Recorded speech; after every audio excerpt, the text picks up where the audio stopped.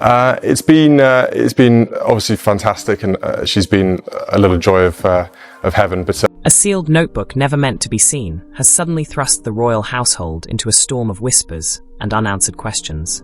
Written in a child's careful hand, its pages reveal thoughts far older and deeper than anyone expected. And when Prince William reportedly read the final entry, those closest to him say his reaction was one of stunned silence. Now the world waits, wondering how a single diary could shake the future of the monarchy itself. The discovery did not arrive with urgency, but quietly, almost politely, the way uncomfortable truths often do when they know they will be resisted. It was a late afternoon inside the residence, when light thinned early and the air felt heavier than usual, as staff moved with routine precision, clearing a small sitting room that had slowly collected personal items over the winter months. Nothing about the moment suggested consequence or hinted that something fragile and irreversible was about to surface. The diary was found beneath a stack of children's books untouched for weeks, smaller than expected, with a soft cover worn smooth at the corners and no name or decoration on the front. It looked less like a child's journal and more like something meant to disappear into the background, placed carefully and deliberately, as though whoever hid it understood the value of concealment. At first, it was treated as an object without meaning, lifted, turned once, and set aside, unopened, guided by the adult instinct to respect a child's privacy, an instinct that, for a moment, held. For several hours the diary remained on a side table as the room was finished and the door quietly closed, yet unease lingered. Something about its placement troubled the person who had found it. It had not been forgotten or discarded, but deliberately hidden, and that distinction mattered. As evening settled and the household grew still, the diary was retrieved again, this time not as clutter, but as a question. The cover opened easily to a clean first page marked only by a neatly written date, the handwriting small, steady, and carefully formed, each letter given equal attention. This was not hurried writing or childish play. The words were measured, as though written by someone who had learned that clarity was safer than excess. The opening lines offered simple observations about the day, the weather, rooms, and routines, yet an unsettling awareness threaded through them. Rather than feelings, the entries recorded what was seen, noticed, and repeated, and by the third page it became clear that this was not imagination but documentation.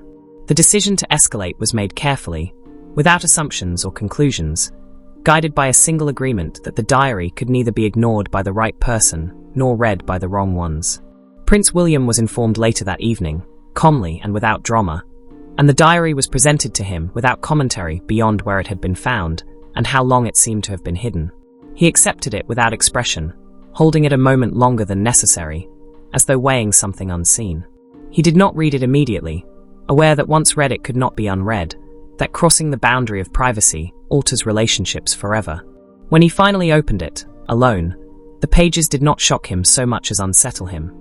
The tone was calm, the language composed, the entries dated consistently across recent months. There were no outbursts or accusations, only certainty and an absence of confusion that felt far beyond what he had expected. He read slowly, stopping often, rereading sentences whose weight exceeded their simplicity, sensing a precision of observation that left little room for denial. This was not a diary written to be found, but one written to survive quietly, to hold thoughts with nowhere else to go. By the time he reached the middle of the early entries, the room felt smaller and heavier, and he closed the diary not because he was finished, but because he understood that what followed would demand something of him, not as a future king or public figure, but as a father realizing his daughter had been watching far more closely than anyone knew.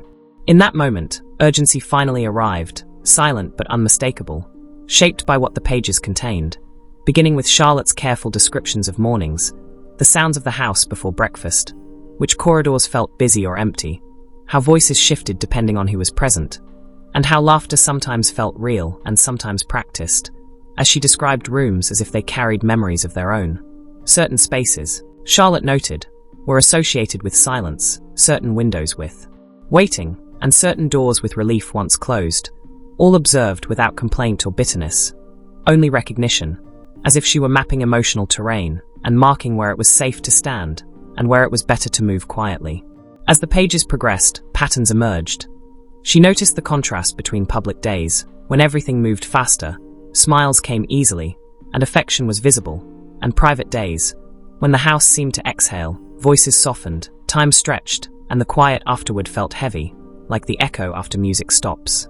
She described family dinners in careful detail: who spoke first, who asked questions, who answered and who did not, recording pauses that lingered too long and glances that carried more meaning than words, and later contrasted nearly identical dinners that felt entirely different, revealing her understanding that the same setting can hold very different truths. Tenderness wove through the diary as well, in her warm descriptions of her brothers, shared laughter, private jokes, and a protective instinct she could not fully explain, and in her observations of her mother, expressed not through declarations, but through noticing fatigue, resilience, lightness, and distance. Her father appeared as a figure of steadiness and gravity, written about with respect that bordered on reverence, yet still marked by moments of distraction and a sense of responsibility that followed him from room to room like a shadow. What unsettled William most was not what Charlotte wrote, but how clearly she wrote it, not as a child confused by adult behavior, but as one trying to understand it without disrupting it, framing questions as conclusions quietly reached. She reflected that people can love each other and still feel far apart, that silence can mean different things depending on who chooses it, and that being important often means others need things from you, even when you are tired. Insights that felt synthesized from experience, rather than repeated from others. As William read on, he realized Charlotte never placed herself at the center of her observations, rarely writing about her own feelings directly, instead describing how the house felt, how the air shifted, how energy changed, the language of adaptation rather than expression. Where secure children often complain or exaggerate, Charlotte documented and measured, and one entry, written more tightly than the rest, stood out. She wrote that it was not her job to fix anything, but that it was important to understand it. A simple sentence carrying the heavy implication of emotional responsibility already accepted. There was no anger or resentment in the diary, and that absence was perhaps the most telling detail of all, suggesting not reaction but preparation. A child quietly readying herself to navigate a world she sensed was more fragile than it appeared. And by the end, William understood why the diary had been hidden so carefully. For these pages were not meant to accuse, but to preserve truth, quietly, in case it was ever needed. The words did not demand action, yet they demanded recognition, and what Charlotte had written stunned William, not because it was shocking, but because it was accurate. He chose to read the remainder of the diary in complete solitude, waiting until the household had settled into its deepest quiet, when doors no longer opened unexpectedly and night offered a privacy daylight never could. The diary rested beside him for a long while before he touched it again, as he understood that what remained would not merely inform him, but confront him. The later entries grew heavier in tone, though the language stayed calm, carrying a sense of accumulation as each observation built upon the last, forming an understanding Charlotte had been constructing silently. The focus shifted from rooms and routines to moments between people, and one passage describing her parents from across a room struck with unmistakable force when she wrote that they appeared to be standing next to each other rather than with each other, a sentence William reread repeatedly for its uncomfortable fairness. He paused often, setting the diary aside only to return to it moments later, each page stripping away a layer of distance he had unconsciously maintained between his public role and private life, revealing a perspective shaped not by expectation or headlines, but by unconditional love and unfiltered clarity. Another entry reflected on responsibility, not as something imposed but absorbed, something that settles into a person and remains. And when Charlotte wrote that being important seemed to mean people needed things from you even when you were tired, the words tightened in his chest with recognition. The silence of the room felt amplified as he reflected on how often he had been physically present yet emotionally elsewhere, believing himself careful, now wondering how often his absence had been felt despite his presence. As he continued, the entries grew more introspective, shifting from observation to belief, not inherited beliefs, but those formed quietly, as Charlotte wrote that adults sometimes hide things out of fear of breaking, and that bravery is not always loud, but can feel heavy. At that point he closed the diary, resting his hands on the cover, feeling not the overwhelming guilt he might have expected, but a piercing clarity, an understanding that love and intention alone cannot shield children from awareness. Near the end, one entry stood apart, written with tighter handwriting and narrower margins, repeating her belief that it was not her job to fix anything, but that it was important to understand it. a sentence that forced William to confront the weight of a child negotiating boundaries that should never have been hers. He realized then that Charlotte had written not from distress, but from thoughtfulness, trying to make sense of the emotional landscape she inhabited in order to move through it safely. Reflecting on his own childhood, on learning duty before choice, reading rooms before speaking, and sensing tension without explanation, he felt deeply unsettled by the similarities, having believed he was offering his children something different, only to see how easily patterns repeat, even when intentions are sincere. William finished the diary in the early hours of the morning, and when he closed it for the final time, he felt neither anger nor betrayal, but responsibility in its purest form. Not the responsibility of position or legacy, but of being seen clearly by someone who trusted him completely. The diary had not accused him, it had reflected him, and he understood that reflection demands response. He sat unmoving for a long time, the diary resting in his hands, aware that nothing written inside required immediate action. There were no demands or ultimatums, yet knowing that pretending he had not read it was impossible, because the knowledge itself carried weight. As dawn edged into the room, he made a quiet decision.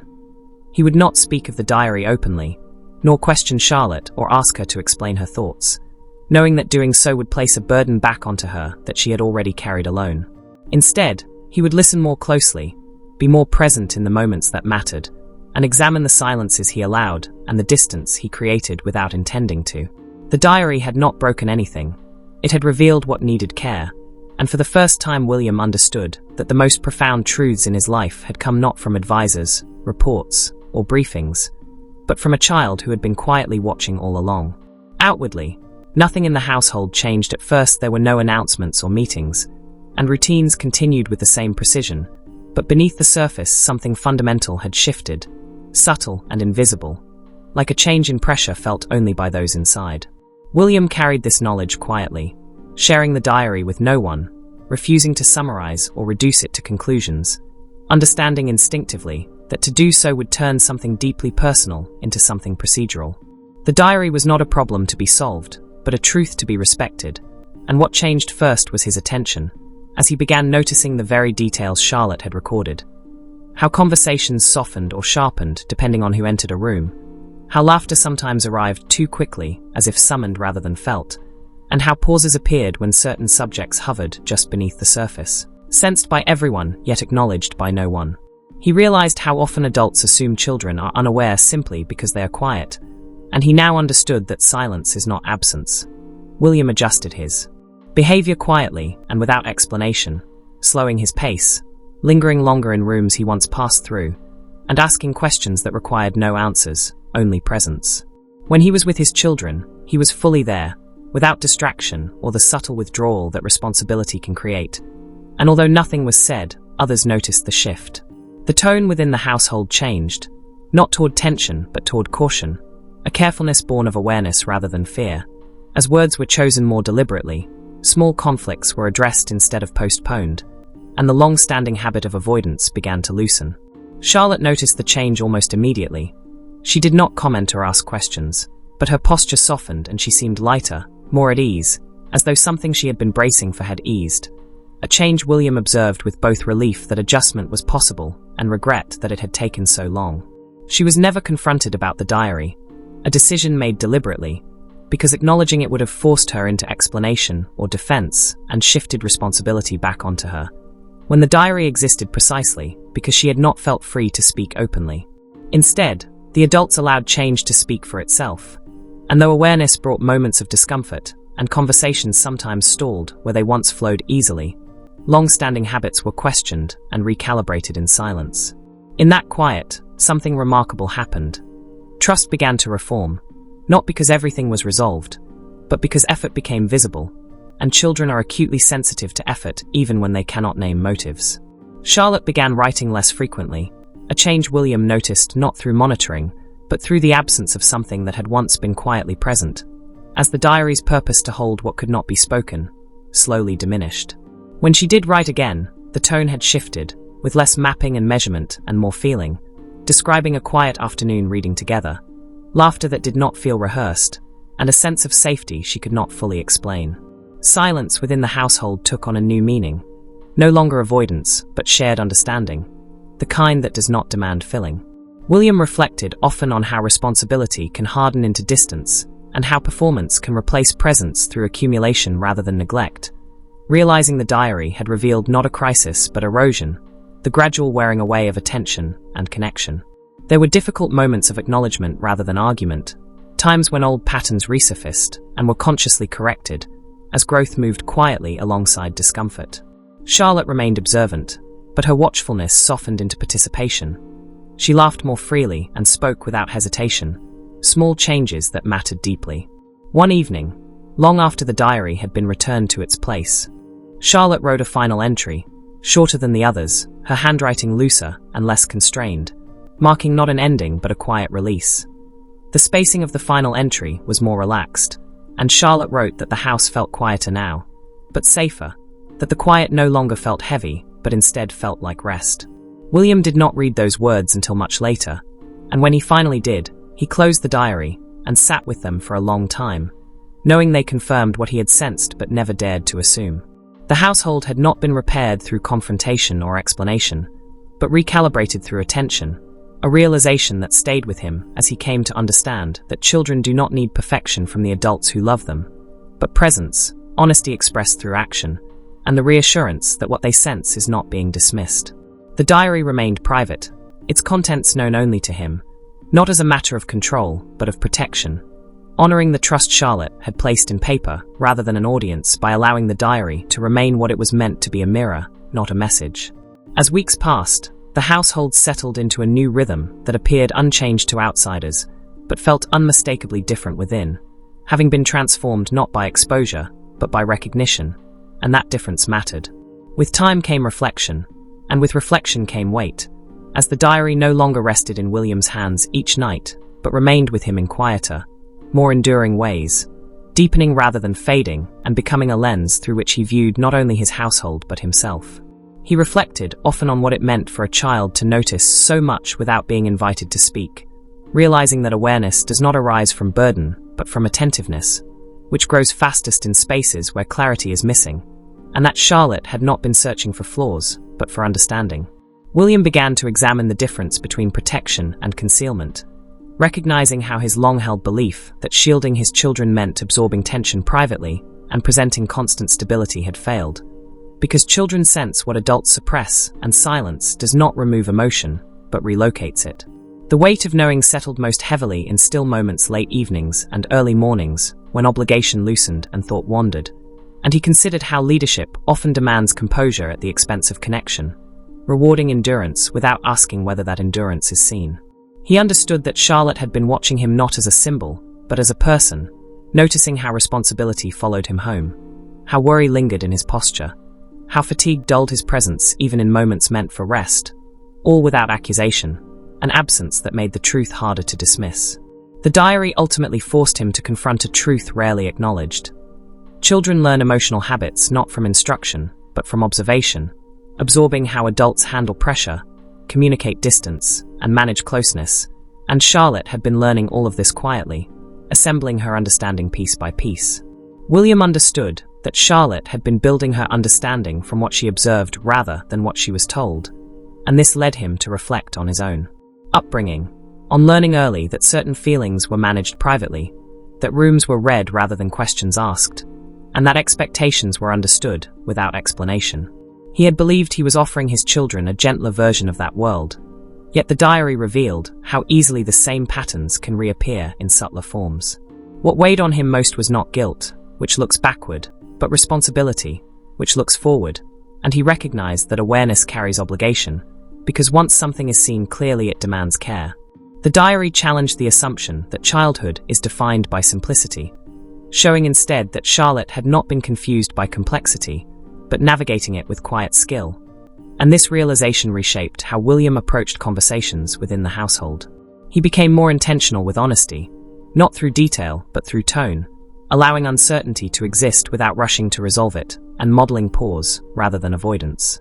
These subtle shifts mattered, especially as the diary raised difficult questions about legacy, not the public kind measured in ceremonies and institutions, but the private kind carried silently by children into adulthood. William understood that what his children would remember most was not milestones, but the emotional atmosphere of their home, how safe and seen they felt. And Charlotte's words made clear that children do not need to be told everything to understand something, because they interpret absence as readily as presence and fill gaps with meaning when clarity is withheld. The weight of knowing did not push him toward control or correction, but toward humility, listening rather than managing, and presence rather than performance, as the diary gave him the rare and uncomfortable gift of seeing himself through his child's daily reality rather than through admiration or expectation. Though he briefly considered speaking to Charlotte about what he had read, he decided against it, understanding that the diary had not been written as a message, and that turning it into one would alter its meaning and undermine the safety she had found in private writing. Instead, he chose consistency, showing rather than telling, and allowing change to be felt rather than announced, until the weight of knowing shifted from heaviness to grounding, and the diary became less a reckoning than a guide. It reminded him that attentiveness begins at home, that leadership without presence is incomplete, and that children do not ask to be witnesses, but become them nonetheless. And in recognizing this, William found not absolution or relief, but clarity and direction. The diary had not demanded perfection, only awareness, and once accepted, that awareness changed everything. The decision about the diary itself was made quietly and without consultation, guided by the understanding that not every truth needs circulation to carry weight, and that some truths are meant to remain contained, not hidden in shame, but protected in respect. William returned the diary to its place with intention, no longer buried beneath books or concealed in fear, but set where it could remain what it was meant to be kept, respected, and undisturbed. The diary was placed back where Charlotte had chosen to keep it among her personal things, accessible but undisturbed, and that distinction mattered because it remained hers alone. No copies were made, no notes taken, no summaries created. It never became a document, only what it had always been, a private record of observation and feeling. William understood that. Preserving its integrity meant resisting the urge to analyze it further, because it had already done its work, and from that point on it existed as a quiet reference rather than a focal point, influencing change not through discussion, but through shifts in attention and behavior. The household continued to adjust steadily rather than dramatically, and Charlotte never asked about the diary or checked whether it had been disturbed, her trust resting not in the object, but in the atmosphere around her.